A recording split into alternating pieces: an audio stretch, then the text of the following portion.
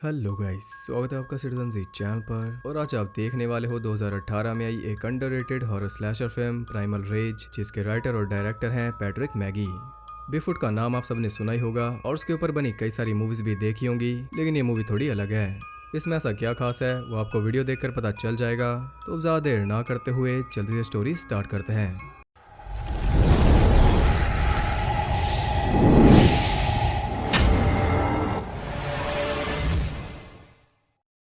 Movie के start में हम देखते हैं एशली को, जो कि अपने हस्बैंड मैक्स को लेने जेल पहुंची है, क्योंकि आज 1 साल बाद वो जेल से छूट रहा है।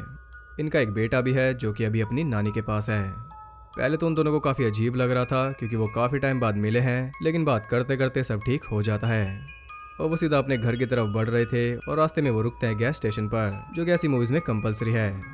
वहाँ पर हम देखते हैं शेरिफ को, जो कि एक मिसिंग पर्सन के बारे में पता कर रहा था। ओनर कहता है कि बिगफुट उसे खा गया और वो उसे ओमा कहकर बुला रहा है, जो कि लेजेंड के हिसाब से उसका नाम है। शेरिफ को उसकी बातों पर जरा भी यकीन नहीं, हालांकि वहाँ पर काफ़ी ज़्यादा लोग गायब हो रहे हैं। खैर मैक्स तो अपनी शॉपिंग में मस्त था। और शॉपिंग से याद आया, अगर आप ऑनलाइन रिचार्ज या शॉपिंग करते हो तो आपको कैश करो के बारे में ज़रूर पता होना चाहिए। कैश करो एक ऐसा ऐप है जो आपको शॉपिंग करने के फ्री पैसे देता है। अगर आप अमेजॉन, मिंत्रा या जियो जैसी वेबसाइट यूज़ करते हो तो कैश करो आपके लिए मस्त है, वो भी स्पेशली इस फेस्टिव सीजन में जब इतनी बड़ी बड़ी सेल्स आ रही हैं। कैश करो को खुद मिस्टर रतन टाटा ने फंड किया है और इससे आप 1500 प्लस वेबसाइट पर शॉपिंग कर सकते हो, जिसके बदले आपको कैशबैक मिलेगा। और ये कैशबैक एकदम रियल कैश है, जिसे आप या तो अपने बैंक अकाउंट में ट्रांसफर कर सकते हो या फिर अमेजॉन गिफ्ट वाउचर में कन्वर्ट कर सकते हो।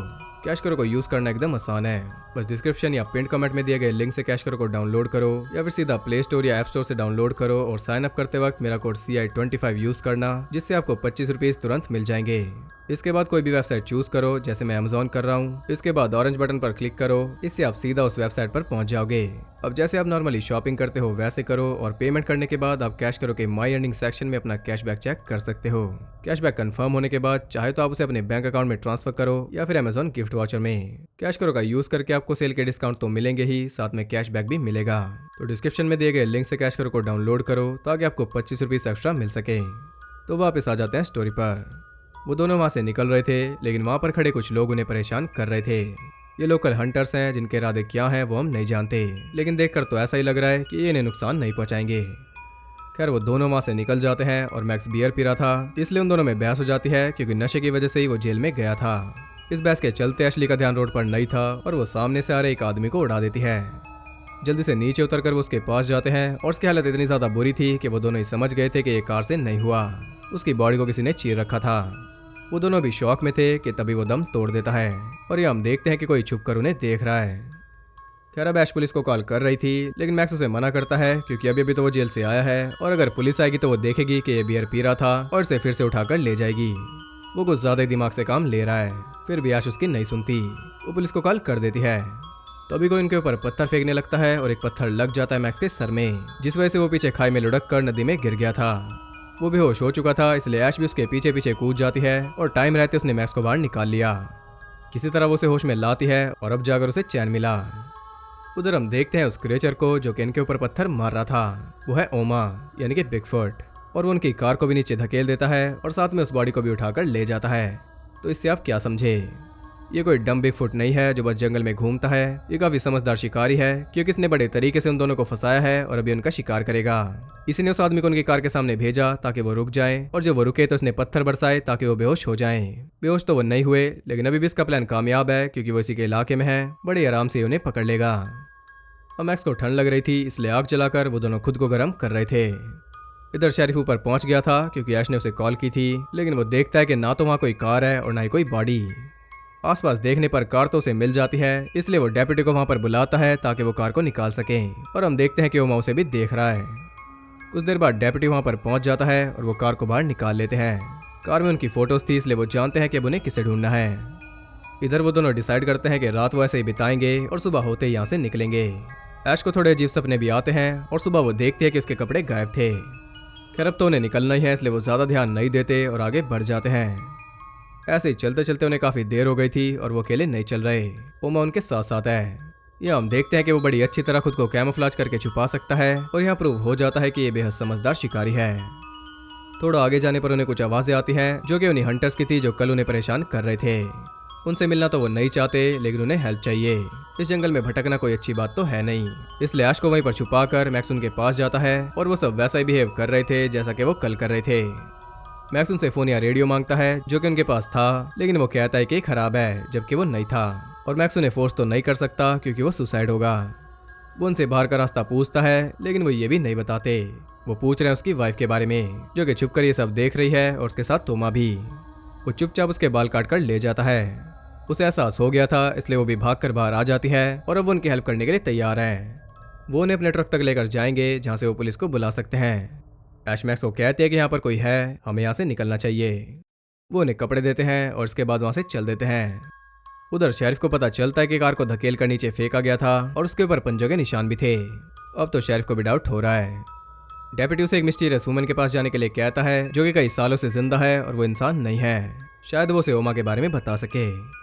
इधर वो सब आगे बढ़ रहे थे और ओमा भी उनके साथ था।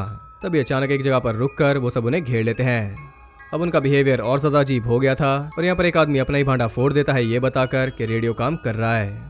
उनका चीफ इस बात से खुश नहीं था, इसलिए डर के मारे वो भाग जाता है और दो आदमी उसके पीछे जाते हैं। इन्हें ये नहीं पता कि वहाँ पर ओमा इनका वेट कर रहा है। एक के गले में तीर मारकर वो बड़ी शांति से उसे मार देता है और दूसरे के साथ भी यही करता है। हम देख पाते हैं कि उसका निशाना भी अचूक है और वो सारे टैक्टिक्स जानता है। तीसरा आदमी बचकर भाग रहा था और इसी चक्कर में उसका हाथ टूट जाता है। तब ओमा आकर उसका सर धड़ से अलग कर देता है और उसने 3 आदमियों को मार दिया, लेकिन जरा भी शोर नहीं हुआ। इधर इन सब के बीच बहस हो रही थी कि तभी एक तीर आकर एक आदमी के आर पार हो जाता है और ये देखकर एक आदमी तो वहां से भाग गया था और एक ने फायरिंग स्टार्ट कर दी थी। लेकिन इस फायरिंग में उन्हीं का एक आदमी मारा जाता है और मैक्स भी इंजर्ड हो गया था। जो आदमी फायरिंग कर रहा था उसे भी ओमा बड़े तरीके से निपटा देता है। अब ऐश मैक्स के पास जा रही थी कि तभी बीच में आ जाता है ओमा। उसे देखकर वो भागती है और वहीं पर जाकर छुप जाती है जहां वो भागा हुआ आदमी छुपा हुआ था। उन्हें लग रहा था कि वो सेफ है, लेकिन ऐसा बिल्कुल भी नहीं था। ओमा उस आदमी को पकड़कर उसके जबड़े को चीर देता है और हम सब जानते हैं कि ये काम विक्टर क्राउली ने पहले किया था। ऐश फिर से भागती है, लेकिन इस बार पकड़ी जाती है। ओमा उसे वहीं पर लेकर जाता है जहां बाकी सबकी लाशें थी और वहां उसे मिल जाता है वही आदमी जो कि जिंदा बच गया था, लेकिन उसकी किस्मत कुछ ज्यादा ही खराब है। उसका हेड क्रश करके वो उसे खत्म कर देता है। अब वो मैक्स को भी मार रहा था कि तभी चीफ उस पर गोली चला देता है और शायद ये नहीं करना था, क्योंकि अब वो भी पकड़ा गया और वो एशली के साथ उसे भी लेकर जा रहा है। अभी कुछ ज्यादा ही वियर्ड है, लेकिन उसके जाने के बाद वहां पर एक विच आती है जो कि मैक्स को लेकर जा रही थी और ये वही औरत है जिसके बारे में डेप्यूटी शेरिफ को बता रहा था, जो सालों से जिंदा है और इंसान नहीं है। यानी कि जंगल काफी मिस्टीरियस है और लोकल्स भी इसके बारे में जानते हैं। जंगल में उसका क्रीपी सा घर है जहाँ पर वो मैक्स का इलाज कर रही है। ओमा भी अपने ठिकाने पर पहुंच चुका है और वहां पर तो कंकालों का ढेर है। साथ ही वहां पर उसके एल्डर का भी कंकाल देख पाते हैं, यानी कि ये कहीं आसमान से नहीं टपका। इनकी भी पीढ़ी चलती आ रही है। ऐश के सामने वो चीफ को जिंदा चीर कर उसके ऑर्गन्स निकाल रहा था, क्योंकि आज का डिनर यही है। साथ ही वो अपने वुंड को भी ट्रीट कर रहा है और आप जान ही गए होंगे कि वो ऐश को क्यों नहीं मार रहा, क्योंकि उसे एक फीमेल चाहिए। ये लड़की और एप वाला एंगल हम काफी पहले से देखते आ रहे हैं। सबसे बड़ा एग्जाम्पल है किंग कॉन्ग, और ओमा भी किंग कॉन्ग का ही लेजेंड है, यानी कि ये भी किंग कॉन्ग ही है, लेकिन हमें थोड़े अलग तरीके से दिखाया जा रहा है। और हाँ, ये एशली से प्यार नहीं करता। उधर अच्छी खासी झाड़ फूक और इलाज के बाद मैक्स को होश आ गया था और उसे लेने आया है खुद शेरिफ। वो उसे बताता है कि इस जंगल में एक क्रिएचर है जिसका नाम है ओमा। जब हमारा कोई चीफ मर जाता है तो उनकी स्पिरिट वापस आती है ओमा के रूप में। अब आपको समझ आया कि वो इतना एग्रेसिव और समझदार क्यों है। तो यानी कि रिप्रोडक्शन से आगे नहीं बढ़ रहे, और ना ही ये कोई स्पीशीज है। जो कंकाल हमने देखा था वो किसी और ओमा का था, जो किसी और चीफ के मरने से बना होगा। अब आप कहोगे कि क्या बात हुई। तो जब एक विच दिन दहाड़े अपने घर के बाहर बैठ सकती है तो ये क्यों नहीं हो सकता। खैर, वो दोनों पूरी तैयारी करके चल देते हैं ओमा को मारने, और विच ने भी जंग का ऐलान कर दिया। I am loving this character. ये ऐलान सुनकर ओमा भी बाहर चल देता है और उसके जाते ही ऐश फ्री हो गई थी। एक गन लेकर वो भी बाहर निकल जाती है। उधर से वो दोनों आ रहे थे कि तभी ओमा उन पर अटैक करके शेरिफ को मार देता है, लेकिन शेरिफ ने भी उसे इंजर्ड कर दिया था। मौके का फायदा उठाकर ऐश भी गोलियां चला देती है, लेकिन एक भी गोली उसे नहीं लगती। ओमा काफी डिसअपॉइंटेड है। वो खुद को हील करने जा रहा था तो वो भी उसके पीछे जाती है और इस बार उसने 1-2 गोली मारी दी, और मैक्स अभी भी खड़ा होकर देख रहा है। गोलियां मारने के बाद वो दोनों भागते हैं और अचानक पता नहीं मैक्स को क्या होता है। वो ऐश को कहता है कि तुम यहाँ से निकल जाओ, मैं उसे रोकूंगा, और ऐश भी चल देती है क्योंकि इनका एक बेटा भी है। यहाँ होती है बॉस फाइट। मैक्स कई बार उसे शूट करता है और आखिर में तो वो हाथापाई पर उतर आया था। तब वो उसे बताता है कि पहले बंदर आया इंसान। खैर, मैक्स अभी भी बचा हुआ था कि तब उसका पैर फंस जाता है एक बियर ट्रैप में। अब तो मैं उसे मारने वाला था कि तभी वो उसे कई बार स्टैब करता है और इसके बाद एक पत्थर से उसके हेड को क्रश कर देता है। आई नो आपको यकीन नहीं हो रहा, लेकिन मैक्स ने उसे मार डाला।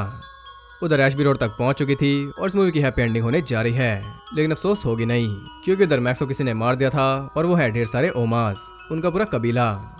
यहीं पर ही मूवी एंड हो जाती है, लेकिन आखिर में हम विच को दोबारा देखते हैं, जो कि ऐसे घर में रहती है जैसा मैं पहली क्लास में बनाता था।